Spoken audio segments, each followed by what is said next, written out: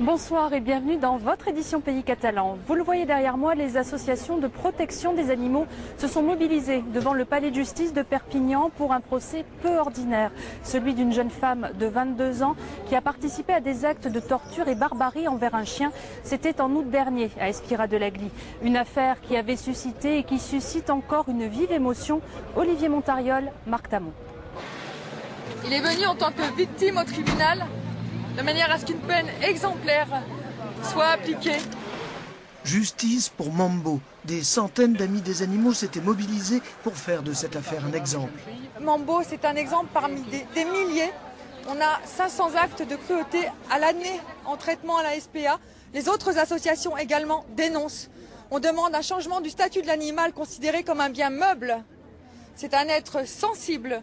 Et si on a autant de mobilisation, c'est que tout le monde sait que l'animal, dépourvu de parole, est néanmoins doté de sensibilité.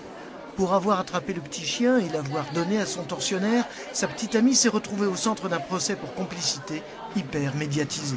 On parle de viol répété dans la salle d'audience d'à côté et il n'y a pas une seule personne parmi le public. On est dans le registre de l'émotion. Il ne faut pas condamner cette émotion. Elle est légitime, elle est épidermique, mais elle n'est pas rationnelle. Le juge a suivi les réquisitions et condamné la jeune fille à 6 mois de prison ferme, 18 mois de mise à l'épreuve et des milliers d'euros de dommages et intérêts. Le tribunal a pris sa décision sereinement.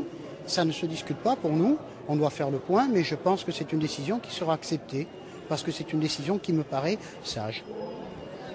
L'auteur principal de cet acte barbare comparaîtra plus tard devant le tribunal pour enfants. Quant à Mambo, il se rétablit doucement.